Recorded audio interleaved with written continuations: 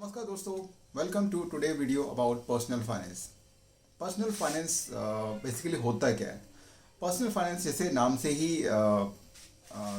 देख सकते हैं आप कि जो पर्सनली जो फाइनेंस से रिलेटेड जो भी डिसीजंस होते हैं, जो सैलरी पार्ट है, जो आपका एक्सपेंस का पार्ट है, जो आपके इन्वेस्टिंग से पार्ट है, जो भी आप पर्सनल जो कि फाइनेंशियल डिसीजन लेते हैं, वो सब आपका पर्सनल फाइनेंस में आता है।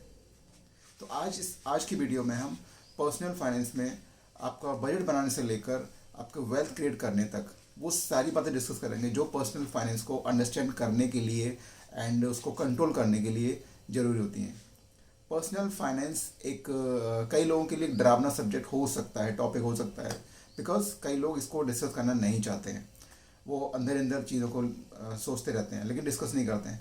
तो ये उनके लिए एक ये डरावनी चीज़ हो सकती है। बट पर्सनल फाइनेंस को मैनेज कंट्रोल करना और एक स्टेबल फाइनेंशियल फ्यूचर सिक्योर करना के लिए आपको पर्सनल फाइनेंस को समझना ज़रूरी ही नहीं, सबसे ज़्यादा ज़रूरी है।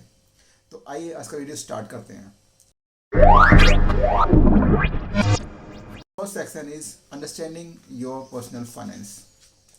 पर्सनल फाइनेंस को आप मैनेज करना स्टार्ट करें उससे पहले आपके लिए ये जानना जरूरी है कि आपकी current financial position, current financial status है क्या। तो उसको कैसे कर सकते हैं?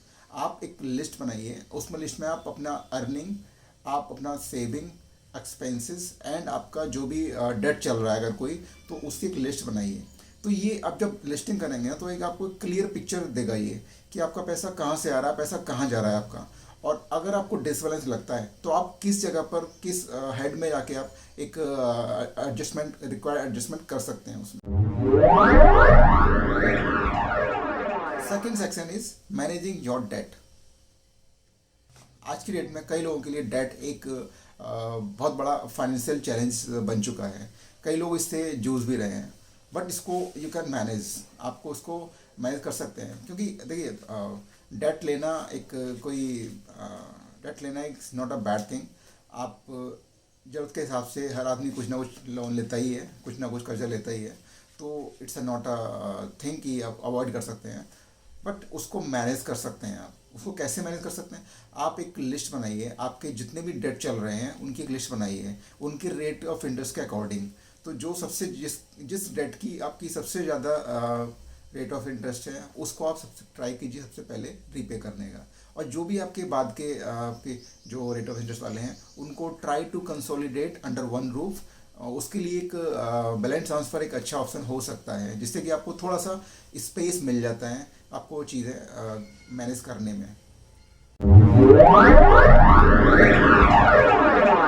Third thing, building an emergency fund. दोस्तों, इमरजेंसी फंड होता क्या है? इमरजेंसी फंड बेसिकली एक ऐसा अमाउंट है जो आपको फाइनेंशियली, आपका कोई अनसर्टेनिटी, फाइनेंशियल आपके सामने एकदम से कोई ऐसी चीज़ आ गई जो आपको कर नहीं करना है, उसको आप अवॉइड नहीं कर सकते। तो उसके लिए आपके पास एक फ़ंड होना चाहिए। वो फंड वो कैसे कैलकुलेट करोगे आप? सपोज आपका monthly expense say about living expense जो है आपके वो 50,000 है, तो आपका एटलीस्ट 6 मंथ का आपका फंड आपके पास में एक जगह पार्क होना चाहिए। तो उसके लिए आपके लिए बेस्ट ऑप्शन है आप छोटा छोटा अमाउंट करके आप इसको हर महीने इसको एक रख सकते हैं उसमें। एंड जब भी आपको कहीं से एक बड़ा फंड आपको मिल रहा है, कहीं से कुछ भी आपको गिफ्टिंग हो रही है, कुछ भी ऐसी चीज़ आ रही है या इंसेंटिव आया, तो आप उसको साइड में रख सकते हैं एज ए इमरजेंसी फंड। तो उसके लिए बेस्ट ऑप्शन क्या है, कहाँ पार्क कर सकते हो उस फंड को? तो बेस्ट ऑप्शन उसके लिए बैंक हो सकता है, बट बैंक से आपको शायद ही कुछ अर्निंग होगी उसमें। तो बेटर है उसको आप लिक्विड म्यूचुअल फंड में आप इन्वेस्ट कर सकते हैं। तो लिक्विड म्यूचुअल फंड में इन्वेस्ट करने से होगा क्या, आपको एक डेली का उसमें रेट ऑफ इंटरेस्ट मिलेगा। जितने दिन भी आपका अमाउंट उस फंड में रहेगा उतने दिन का आपको रेट ऑफ इंटरेस्ट मिलेगा। तो एक अच्छा खासा लॉन्ग टर्म में एक अच्छा खासा उसमें भी आपको एक रेट ऑफ इंटरेस्ट के अकोमोडेट हो जाए। And the next section move करने से पहले एक अनाउंसमेंट। अगर अभी अभी तक आपने इस चैनल को सब्सक्राइब नहीं किया है तो प्लीज़ गाइज कर लीजिए एंड बेल नोटिफिकेशन को ऑन करके रखिए, जिससे कि कोई भी न्यू वीडियो अपलोड होता है तो आपको नोटिफिकेशन मिल जाए। नेक्स्ट सेक्शन है आपका investing for future and investing, this is my favourite topic.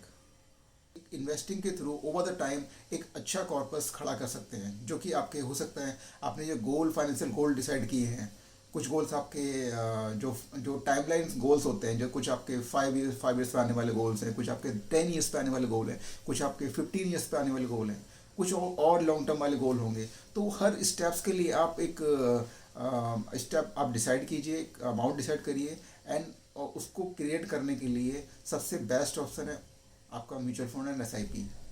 Option तो और कई सारे ऑप्शन आपको मिल जाएंगे, but this is the best option, जहाँ पर आपको छोटा छोटा अमाउंट हर महीने इन्वेस्ट करके एक ओवर द टाइम आप एक बड़ा वेल्थ क्रिएट कर सकते हैं उसमें। एंड म्यूचुअल फंड्स आपको नॉट ओनली आपको वेल्थ क्रिएट करने में एंड आपके टैक्स सेविंग में भी हेल्प करेगा। फाइनेंशियल ईयर एंड क्लोज होने को है, न्यू फाइनेंशियल ईयर स्टार्ट होने को है, कई लोगों को अपना इन्वेस्टमेंट डिक्लेयर करना होगा, तो उसके लिए भी आप प्लान कर सकते हैं।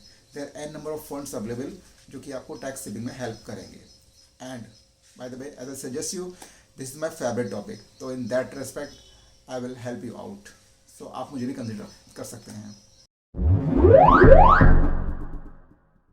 The next section is protecting your asset. Protection means एक तरीके का इंश्योरेंस।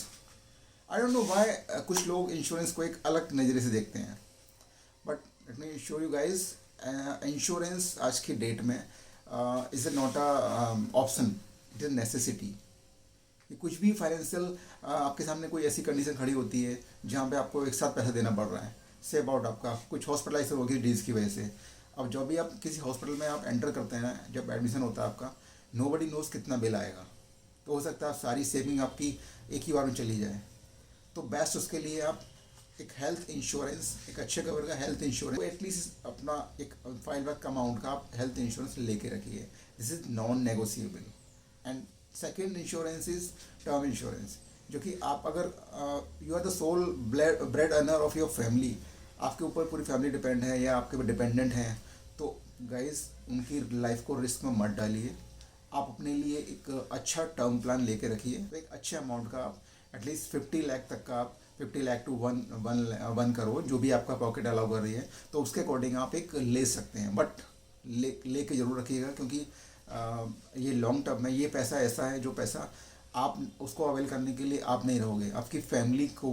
लेकिन जब आपकी फैमिली के ऊपर बात आएगी ना, तो वो पैसा आपकी फैमिली काम आएगा, वो आपकी फैमिली बच्चों के एजुकेशन में, आपके घर खर्च में, और आपके जो भी इन्वेस्टमेंट स्टार्ट किए हैं उसको प्रोटेक्ट करने में हेल्प करेगा। तो इसको ये भी एक तरीके का नॉन नेगोशिएबल इंश्योरेंस है। तो दो ये मस्ट हैं। तीसरा आपको मजबूरी में कराना पड़ेगा आपकी कार इंश्योरेंस, आपका व्हीकल इंश्योरेंस, क्योंकि उसके बिना आपका चालान हो जाएगा, तो आपको मजबूरी में लेना ही पड़ेगा। And other options, other insurance also available, but these are optional, like home insurance and personal accidental, तो दे आर ऑप्शनल, आप कर सकते हैं। अभी तक आप इस वीडियो में बने हुए हैं, मीन्स आप अपने पर्सनल फाइनेंस को लेके कंसर्न हैं, आप केयर करते हैं अपनी पर्सनल फाइनेंस को। And I hope, I sure that जो भी स्टेप्स मैंने बताए हैं, उन स्टेप्स को आप अगर फॉलो करते हैं तो ओवर द टाइम आप एक अपने लिए एक स्टेबल फाइनेंशियल फ्यूचर सिक्योर कर सकते हैं, एंड लॉन्ग टर्म एक वेल्थ क्रिएट कर सकते हैं अपनी। Remember, the key to successful personal finance is consistency and उसका बड़ा भाई डिसिप्लिन। तो स्मॉल स्टेप लेते रहिए, तो जो आपको आपके जो भी गोल डिसाइड किए हैं, जो भी आपके बड़े गोल्स हैं, तो जो आप ओवर द टाइम अपने गोल्स को, बड़े गोल्स को स्मॉल स्टेप्स के थ्रू आप अकम्प्लिश कर सकते हैं। अगर वीडियो अच्छी लगी हो आपको, तो प्लीज़ लाइक कर देना। आपके लिए वो फ्री ऑफ कॉस्ट है, बट मेरे लिए it's invaluable. Thank you so much guys, see you soon in next video.